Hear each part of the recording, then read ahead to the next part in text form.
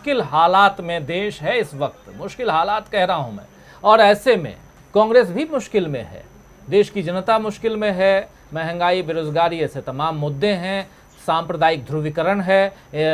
Media का एक बहुत बड़ा वर्ग जो है वो सत्ता पक्ष का भरपूर साथ दे रहा है। और इन सब के बीच एक रोशनी अगर कहीं से नजर आती है दूसरे पक्ष को तो वो कांग्रेस है, और कांग्रेस कमजोर है। कैसे बेड़ा पार लगेगा, आपको क्या लगता है? राजीव जी, दुनिया के इतिहास में हर कालक्रम में ये स्थितियां आई हैं जब सत्ता के साथ मीडिया मिल गई, अन्य जो संवैधानिक संस्थाएं हैं वो जाकर के उनसे मिल गई। ये कोई पहली बार नहीं हो रहा है, और लेकिन ऐसा भी नहीं है कि ये हालात हमेशा बने रहे। निश्चित रूप से भारतीय जनता पार्टी के सामने राष्ट्रीय पैमाने पर अगर कोई दल चुनौती दे रहा है तो वो कांग्रेस है। और इसीलिए भारतीय जनता पार्टी के नेताओं की यह चिंता है कि कांग्रेस को कमजोर किया जाए, कांग्रेस के बारे में लोगों के मन में भ्रम पैदा किया जाए, कांग्रेस के बारे में लोगों को गुमराह किया जाए। जो बात कही जाती है कि क्षेत्रीय दलों, निश्चित रूप से क्षेत्रीय दलों ने भारतीय जनता पार्टी को चुनाव में हरा दिया, हराया, वहां सत्ता में आने नहीं दिया।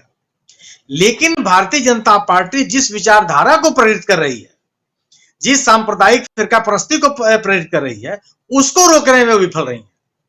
उस विचारधारा पर अटैक करने के लिए क्षेत्रीय दल तैयार नहीं, उसका सामना केवल और केवल कांग्रेस कर रही है। और यही चुनौती है बीजेपी के सामने। चुनावी हार जीत यह कहता नहीं करेगा कि कौन सा राजनीतिक दल देश के हित में काम कर रहा है। परीक्षा पास कर लेने का मतलब ही नहीं है कि आप अरस्तु हो गए हैं और बहुत बड़े जानकार हैं। उसी तरह से चुनाव में जीतने का मतलब नहीं होता है कि आपकी जो विचारधारा है उस पर जनता की मोहर लग गई। इलेक्टोरल पॉलिटिक्स है, पॉलिटिक्स है, उसका एक व्याकरण है, उसमें चुनाव हार जीत होती रहती है। लेकिन बहुसंख्यक समाज ऐसा होता है जो आपके गलत बातों को स्वीकार नहीं करता। निश्चित रूप से भारतीय जनता पार्टी के सामने कांग्रेस ही एक चुनौती है। बिल्कुल सही कहा कौशिक जी ने कि अकेली पार्टी है जिसने कभी सांप्रदायिकता के साथ समझौता नहीं किया, देश के जो लोकतांत्रिक मूल्य है उसके साथ समझौता नहीं किया, देश की संवैधानिक संस्थाओं को कमजोर करने की कोशिश नहीं की। अगर कभी कोशिश की, अगर उस समय की प्रधानमंत्री इंदिरा गांधी पर इमरजेंसी लगाने का आरोप है तो उसका श्रेय उसी महिला ने इस देश में चुनाव करवाया। इस बात के लिए भी आपको स्वीकार करना पड़ेगा जिसकी बात कौशिक जी ने कही कि अगर यही सवाल चलता होता तो आज इस हालात नहीं होते कि कोई वंशवाद से अलग कोई आदमी देश का प्रधानमंत्री हो जाता। उन्हीं लोगों ने देश लोकतांत्रिक परंपराओं को जीवित रखा, उसको बाधित करने की कोशिश नहीं की बल्कि मजबूत किया। तो कांग्रेस की चुनौती यही है और राष्ट्रीय स्तर पर चुनौती है। पूरे देश इस देश के हर राज्य में स्थिति है कि कांग्रेस की चुनौती है। तो कांग्रेस को कमजोर करना, उसके प्रति लोगों के विश्वास हटाना, उसके बारे में अनर्गल और आधारहीन आरोप लगाना, ये तो चलेगा ही चलेगा। लेकिन यह बहुत दिनों तक चलने वाला भी नहीं है। यह कोशिश आप तो देखिए ना कि पिछले कई चुनावों से गुजरात में कांग्रेस सत्ता में नहीं है, सत्ता से बाहर है, लेकिन 40% प्लस मतदाता कांग्रेस के साथ वहां है और आज भी है। यह एक क्षेत्र विशेष में आप इस जहां पे कुछ क्षेत्रीय दलों के मजबूत होने से ये हालात बने हैं, लेकिन राष्ट्रीय पैमाने पर कोई एक दल कहीं नहीं सिवाय कांग्रेस।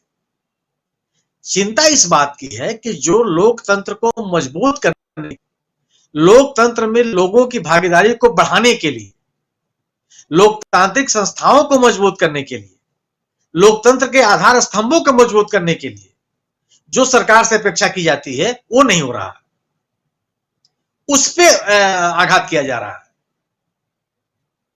और इससे हालात बनेंगे कि हम आने वाले दिन बड़े खराब होंगे।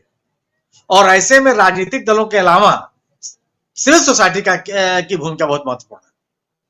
अगर हम और आप बैठ करके इस तरह की चर्चा नहीं करेंगे तो यकीन मानिए राजनीतिक दलों से बहुत उम्मीद नहीं कर सकते। राजनीतिक दलों का आज रवैया क्या है? आज आप उत्तर प्रदेश में देखिए, उत्तर प्रदेश में ज्ञानवापी और मथुरा का मामला इतना गर्म है। और लगभग सभी प्रमुख दल चुप हैं। उनके नेता सड़क पर निकल के कोई बात करने के लिए तैयार नहीं है। जिस सांप्रदायिक एकता को चोट पहुंचाने की कोशिश की जा रही है, सद्भाव को चोट पहुंचाने की कोशिश की जा रही है, सामाजिक ताने बाने को चौपट करने की कोशिश की जा रही है, उसके खिलाफ कोई प्रतिकार नहीं खड़ा होगा। उसके लिए हम उम्मीद कर रहे हैं कि जुडिशरी हमारी मदद करेगी।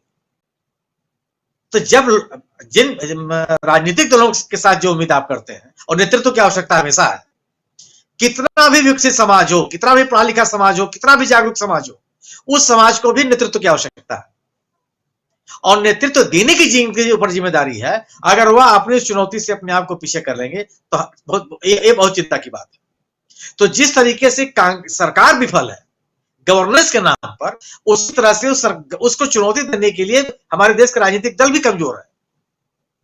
और ऐसे में जो अगर चुनौती कोई एक नेता का कांग्रेस चुनौती खड़ा कर रही है, तो उसको कमजोर करना ही इस पार्टी का लक्ष्य है।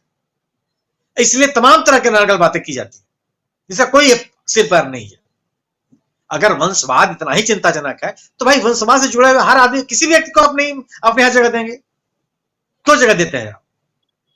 वो कौन सा जादू है कि वंशवाद के नाम पर पैदा हुआ आदमी किसी दूसरे पार्टी में है तो वंशवाद का प्रतीक है, आपके यहां आ गया तो लोकतांत्रिक मूल्यों का प्रतीक हो गया? पीयूष गोयल साहब क्या है? कहां से आगे भाई? किस स्रोत के जनक है? तो वो वंशवाद नहीं है। और जेपी सिंह ने जिसकी बात की कि जिनके ऊपर जिनको जनता ने स्वीकार कर लिया, आपके पास तो ऐसे लोग हैं जिनको जनता ने भी स्वीकार नहीं किया, बैकडोर एंट्री कराई है आपने और लगातार आप बनाए हुए हैं। अगर आप पब्लिक का मैंडेट भी उनके लिए ले लें, जन समर्थन भी उनके लिए हासिल कर लें, तभी बात समझ में आती है। वो भी आप नहीं करते, उसको आप वंशवाद नहीं मानते अपने यहां। तो ये कैसे चलेगा कि मेरे लिए सूरज पूर्व से निकलेगा और आपके लिए सूरज दक्षिण से निकलेगा?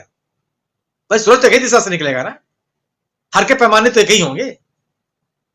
आप अपने लिए अलग सा व्याकरण बना लेंगे, हमारे दूसरा व्याकरण बना लेंगे। समाज ऐसे चलेगा क्या? और इस तरह से आप लोकतंत्र को मजबूत करेंगे? ये है क्या? केवल जो गंभीर बात है राजीव जी, कि उन्हें देश का सबसे बड़ा नेता, देश का प्रधानमंत्री जब इस तरह की बात करते हैं तो चिंता की बात होती है। क्योंकि हम जन विश्वास के साथ, जन समर्थन के साथ आप उस पद पे बैठे हुए, और जन विश्वास के साथ धोखा, जन विश्वास को गलत जानकारियां देना, जन विश्वास को गुमराह करना, यह सबसे बड़ी चिंता है और लोकतंत्र के लिए सबसे बड़ी चुनौती है। जी बिल्कुल, यही जो है वो लोकतंत्र के लिए चुनौती है। लेकिन क्या राकेश अचल जी, कांग्रेस की